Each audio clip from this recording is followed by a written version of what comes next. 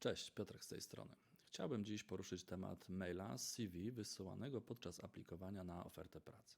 W pierwszej części filmu powiem, co warto w takim mailu zawrzeć, żeby był bardziej skuteczny, a w drugiej części powiem, co zrobić, gdy dłuższy czas nie otrzymujemy odpowiedzi od rekrutera. Dobrze przygotowany e-mail aplikacyjny to Twoje pierwsze wrażenie. Wpływa on na postrzeganie Ciebie przez rekrutera jeszcze przed zapoznaniem się z Twoim CV. Pokazuje on zdolność do jasnej i profesjonalnej komunikacji, co jest kluczową umiejętnością w większości miejsc pracy.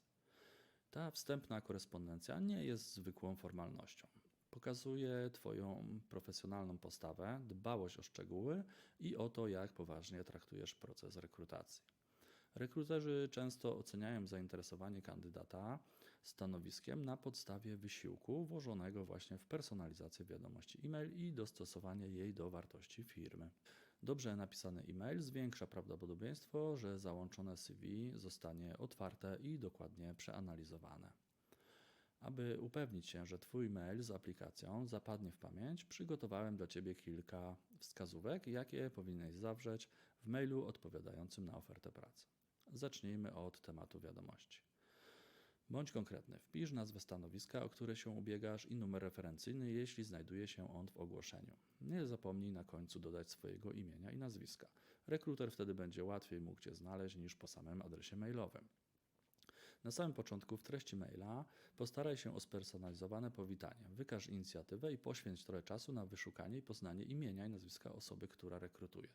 Zwrócenie się do niej osobiście może odróżnić Twoją wiadomość od wszystkich innych. Jeśli nie uda się znaleźć osoby, napisz po prostu dzień dobry. Kolejne to wprowadzenie. Nadaj ton wiadomości. Zacznij od napisania krótko, dlaczego jesteś zainteresowany ofertą. Wyjaśnij, co na danym stanowisku lub firmie, do której aplikujesz, jest zgodne z Twoimi celami zawodowymi lub pasjami. I przyszła pora na główną treść wiadomości. Podkreśl swoją wartość. Wskaż 2-3 najistotniejsze osiągnięcia lub doświadczenia związane z danym stanowiskiem. O ile to możliwe, podawaj liczby. Krótko wymień kluczowe umiejętności lub kwalifikacje, które sprawiają, że jesteś idealnym kandydatem. Uwagi końcowe. Pozostaw po sobie trwałe wrażenie. Wyraź wdzięczność za poświęcony czas i rozpatrzenie Twojej kandydatury. Zapewnij miękką podpowiedź sugerującą chęć dłuższej rozmowy, aby powiedzieć więcej, dlaczego to właśnie Ty powinieneś dostać tę pracę. Nie zapomnij o załącznikach. Nazewnictwo. Pamiętaj, żeby plik był podpisany Twoim imieniem i nazwiskiem. Załącz CV w formacie określonym w ogłoszeniu o pracę. Zazwyczaj będzie to PDF. Jest to najlepszy, żeby zachować formatowanie. U każdego otworzy się bez błędów. No i na koniec podpis, imię i nazwisko, numer telefonu. Możesz też dodać linki do profesjonalnych profili online, takich jak na LinkedIn lub osobistą stronę internetową lub stronę z Twoim portfolio. I najważniejsze, korekta. Przed naciśnięciem przycisku wyślij sprawdź swoją wiadomość i załączniki pod kątem błędów gramatycznych czy ortograficznych. To Twoje pierwsze wrażenie. Upewnij się, że jest najlepsze.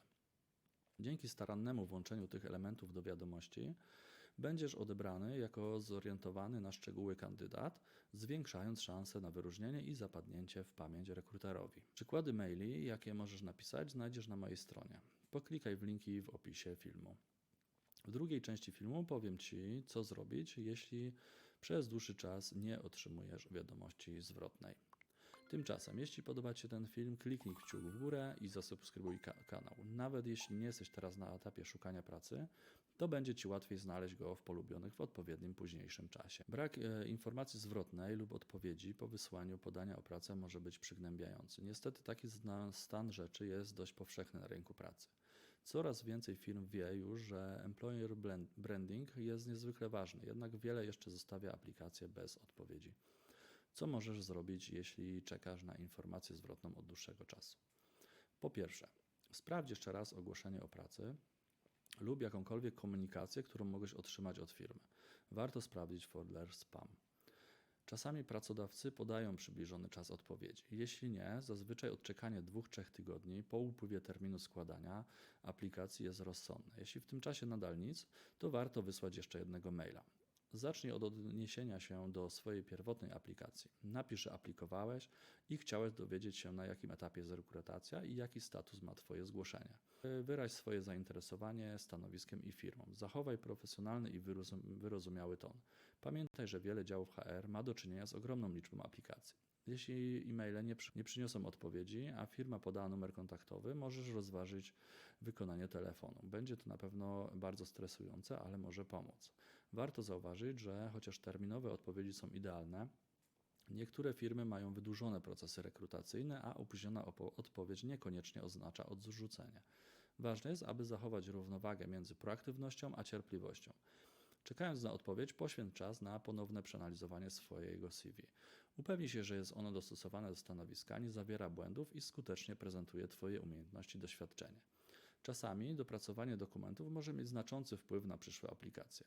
Nie pokładaj wszystkich nadziei w jednym stanowisku. Ważne jest, aby utrzymać tempo i aplikować na inne stanowiska, które są zgodne z Twoimi umiejętnościami i zainteresowaniami.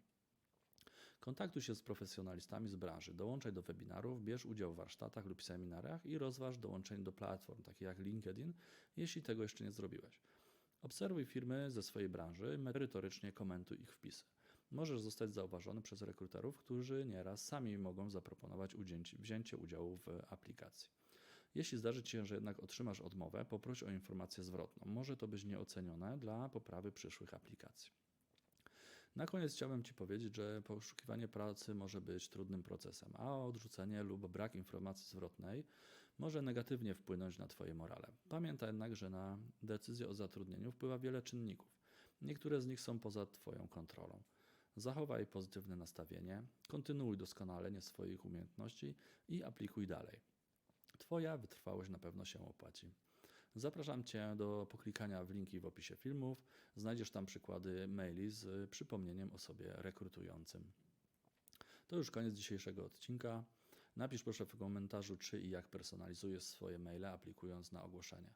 Może masz jakieś inne ciekawe tipy, które pomogą innym. Twój komentarz również dobrze działa na algorytmy YouTube'a i pozwala mi trafić do większej liczby zainteresowanych odbiorców.